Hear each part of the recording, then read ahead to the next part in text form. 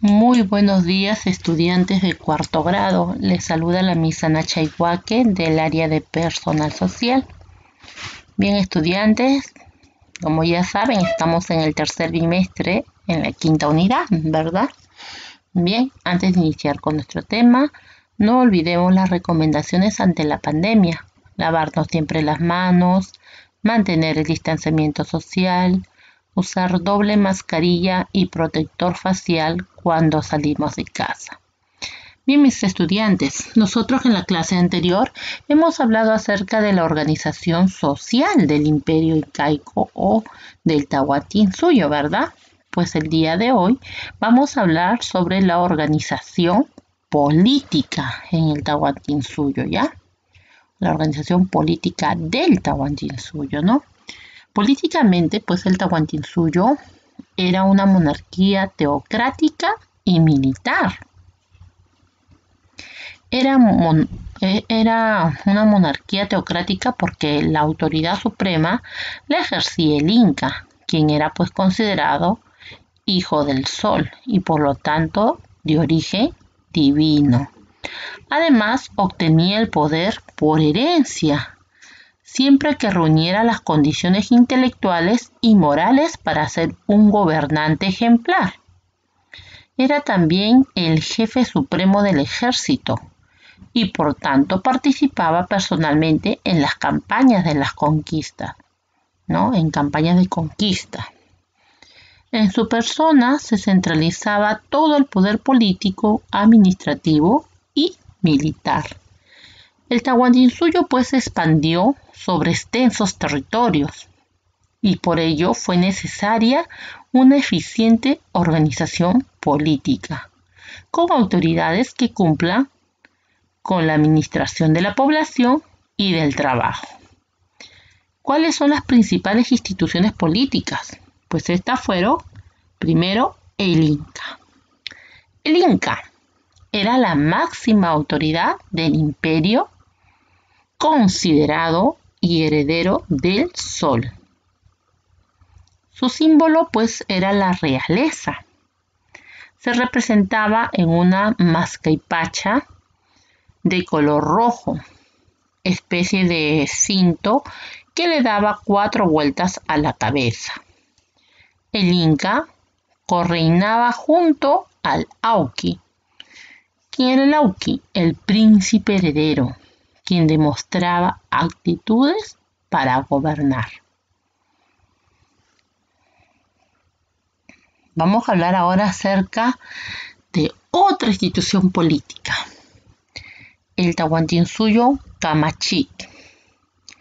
El Tahuantinsuyo Camachí era el Consejo Imperial del Cusco. ¿Su misión cuál era?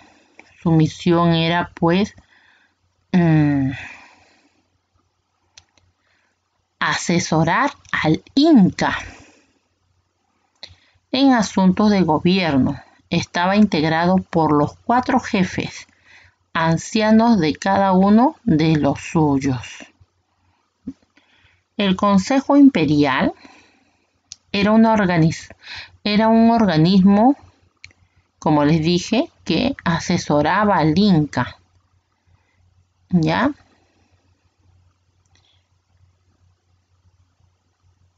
Eran pues como dice bien ahí, ¿no? Los 4 jefes ancianos de cada suyo. Ustedes se acuerdan que el Tahuantinsuyo tenía 4 suyos, ¿no? Chinchaysuyo tenía su jefe, Collasuyo tenía su jefe, ¿no?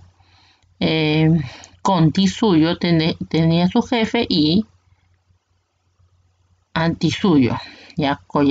Chinchaysuyo, Collasuyo, Antisuyo y Contisuyo, ya los 4 suyos tenían su jefe.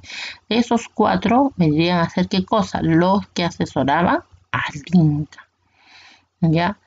Y por un grupo también de ancianos que tenían experiencia y sabiduría. Eran un total de 12 consejeros. Las decisiones políticas se tomaban con el asentimiento o consentimiento de ¿quién? Del Consejo Imperial, ¿ya? O sea, las decisiones que tomaba. era conjuntamente con estos 12 consejeros más el Inca. Luego tenemos el Apuchín.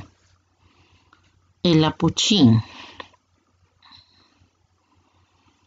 Pues el Apuchín era el gobernador de cada una de las provincias, integrantes del Tahuantinsuyo. Generalmente era un familiar del Inca y se encargaba de mantener el orden en las provincias. Luego tenemos el Tuki Ricuy, el que todo lo ve.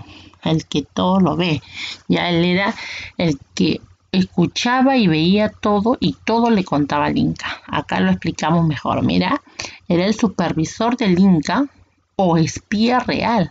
Entre sus funciones se incluían las de realizar matrimonios y juzgar delitos. Visitaba los diversos lugares del imperio para supervisar el cumplimiento de las órdenes del Inca. O sea, él era pues como un espía, ¿no? Como lo dice bien claro.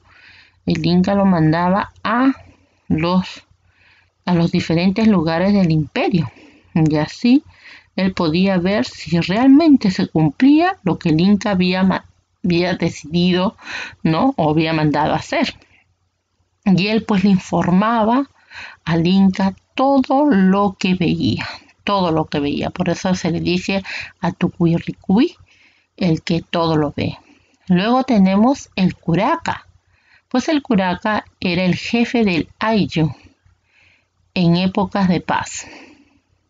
Se encargaba de repartir tierras, agua y organizaba el trabajo de su pueblo para el Estado. El Ayllu en época de guerra era gobernado por el Sinchi. El Sinchi pues era un jefe guerrero, ¿no? Una persona que estaba preparado para la guerra.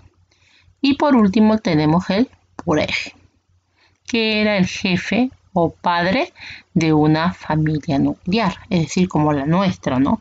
En este caso estamos papá, mamá e hijos. Conformamos una familia nuclear, pues el jefe o el padre de tu familia, ese vendría a ser el Purej, ¿sí? Bien, estudiantes, entonces con esto concluimos la segunda parte, de lo que es la organización, ¿no? Política. En la primera parte hemos hablado acerca de la organización social y en esta segunda parte de la organización política. Ve qué tan bien están organizados o estuvo organizado este imperio, ¿no? El Inca tomó muy buenas decisiones, trabajó muy bien por su imperio, ¿no? Y mire cómo organizó políticamente y socialmente.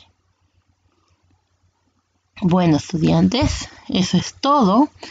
Ya, muchas gracias por su atención. Nos vemos hasta la próxima clase.